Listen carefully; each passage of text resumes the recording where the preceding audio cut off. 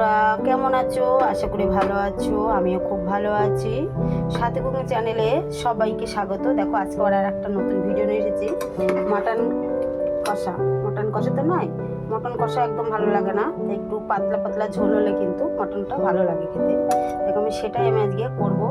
তোমরা দেখতে থাকো ফুল ভিডিওটা, কেউ কিন্তু স্কিপ করবে না। আর তোমাদের কিন্তু সুন্দর সুন্দর কমেন্ট কিন্তু আমার ভিডিও করতে কিন্তু উৎসাহ দেয়। তোমরা কিন্তু সুন্দর সুন্দর কমেন্ট করো, আমি পড়ি, আমার খুব ভালো লাগে। তার জন্য কিন্তু ভিডিও দিতে আমার কিন্তু ভালো লাগে। চলো, আমি কীভাবে করেছি সেটাই তোমাদের সাথে শেয়ার করি। হ্যালো বন্ধুরা, কেমন আছো সবাই? আশা করি ভালো আছো। আমিও খুব ভালো আছি। আবার একটা নতুন ভিডিও নিয়ে চলে এলাম। দেখো, আজকে আমি কী করবো, মাটন কারি করবো। এই দেখো, এখানে আমি 600 গ্রাম মতন এখানে খাসির মাংস আছে। মাংসটা খুব সুন্দর হয়েছে। আর এই যে মাংসটা, এই মাংসটা সব থেকে খেতে টেস্ট বেশি লাগে। আর আমি কি কি নিয়েছি দেখো, এখানে একটা আলু নিয়েছি, আর এখানে রসুন, আদা, যা কিছু সরঞ্জাম লাগে আর কি, আমি সব কিছু নিয়েছি। আর এদিকে আমি মিক্সচার করবো। দেখো, আমি কাঁচা লঙ্কাটা নিয়েছি মিক্সচারের মধ্যে। আমি তো শুকনো লঙ্কাটা ইউজ করবো না, আমি কাঁচা লঙ্কাটা দিয়ে রান্না করলে কিন্তু টেস্টটাই ভালো আর খাওয়া ভালো। শুকনো লঙ্কা দিলে কি হয়, কালারটা হয়। আর কাঁচা লঙ্কার যে কোনো জিনিস স্বাদ হয় ভালো রান্না করলে পরে। আমি লাল লাল দেখে নিয়েছি কটা, বেশি না, অল্প কটাই নিয়েছি। আর গোলমরিচের গুঁড়ো আছে, ওটাই আমি ইউজ করব। চলো, এবার কী করে করি সেটা তোমরা দেখতে থাকো। এখানে আমি সাদা তেল দিয়ে দিয়েছি। সাদা তেলের মধ্যে আমি আলু কটাকে ভালো করে ভাজা করে নেব, লাল লাল করে। তেলটা আমার গরম হয়ে গেছে, কারণ অনেক আগে আমি কড়াইটা বসিয়েছি। গ্যাসের ফ্লেমটা বসিয়ে আলু কটা আমি ভাজা করবো ভালো করে। আর মাংসের মধ্যে, খাসি মাংসের মধ্যে বিশেষ করে আলুটাই খেতে বেশি ভালো লাগে। মাংসের থেকে মাংসের আলুটা, এটাতে কী ভালো লাগে, কার কেমন লাগে জানি না, আমার খুব ভালো লাগে মাংসের মধ্যে আলুটা দিলে। আলুটা আমি একটু বেশি দিয়েছি। চলো, এটা ভালো করে ভাজা করে নিই। এবার দেখো বন্ধুরা, আমি একটু হলুদ দিয়ে দেবো। আলু ভাজা করতে গেলে একটু হলুদটা দিলে কী হয়, আলুটা দেখতেও ভালো লাগে, একটু লাল লাল। এটাকে আমি একটু হালকা করে একটু হলুদটা দিয়ে দিলাম।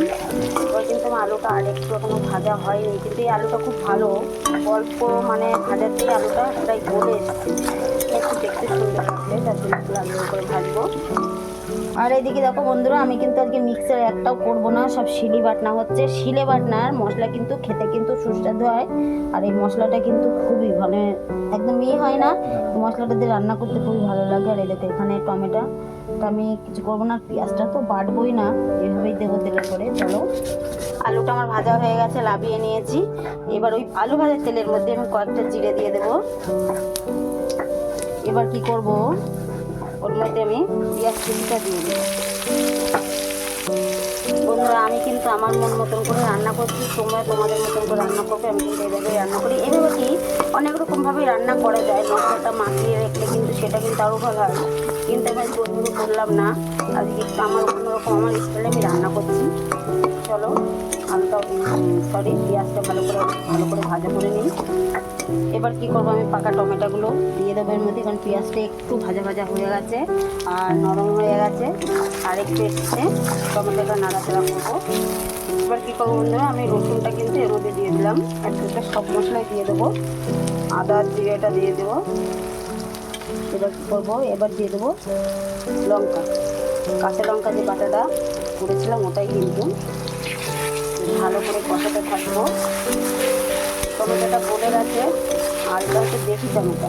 অনেক সময় হাইব্রিড টমেটোরা ভালো গলতে চায় না, আর দেশি টমেটো দেখবে তেলের পরে দিলেই অল্পতেই গলে যায়। ভালো করে আমি এটা কষাতে থাকবো। এবার দেখো বন্ধুরা, আমার কিন্তু মশলার তেলটা ছেড়ে দিয়েছে। এবার কি করব, আমি যে মটনটা আছে এটা কিন্তু আমি এর মধ্যে দিয়ে দেবো, দিয়ে ভালো করে আমি নাড়াচাড়া করতে থাকবো খাওয়ার সময়। কারণ মটনটা একটু করতে কিন্তু টাইম লাগে, আর এটা কড়াইয়ের থেকে তুমি যদি প্রেসার কুকারে দাও আরও ভালো হবে। দেখো, আমি ভালো করে নাড়াচাড়া করবো, অনেকটা টাইম লাগবে করতে। চলো, তো ভালো করে কষিয়ে নিই।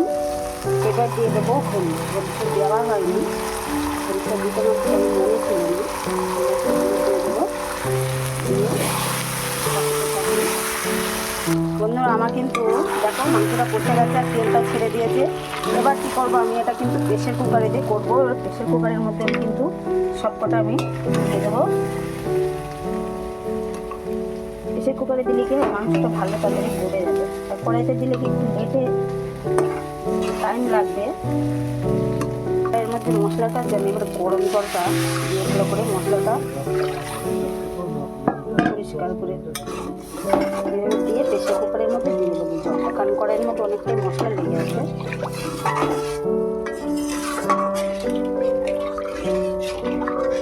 এবার দেখো যে জলটা আমি দিয়ে দিলাম, এটা কিন্তু গরম জল বন্ধুরা, আমি কিন্তু ঠান্ডা জল ইউজ করিনি। গরম জলটা দিলে কি হয়, ভালো হয় মাংসটা। আর একটু দিয়ে দিলাম গরম জলটা, দেখো দিয়ে দিলাম। এবার কি করবো, যে আলু কটা ভাজা করেছিলাম একেবারে দিয়ে দিলাম এর মধ্যে। দেখো আমি প্রেশার কুকারে দিয়ে দিয়েছি, এবার এটা হতে থাকুক। দেখো বন্ধুরা আমার হয়ে গেছে, 7টা সিটি মেরেছি, মেরে কিন্তু আমি করলাম। দেখো মাংসটা পুরো গলে গেছে, আর দেখো হাড়ের থেকে পুরো মাংসটা ছড়িয়ে যাচ্ছে। আর মাংসটা কিন্তু খাসির মাংস আমাদের একটু ঝোল কিন্তু রাখতে হবে, পাতলা ঝোল হবে, খেতে কিন্তু দারুণ লাগবে। দেখো এবার একটু আমি গরম মশলাটা দিয়ে দেবো।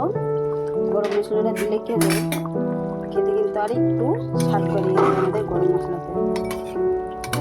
কাঁচা লঙ্কা দেওয়ার জন্য কিন্তু আমার মাংসের কালারটা কিন্তু এরকম হয়ে যাবে।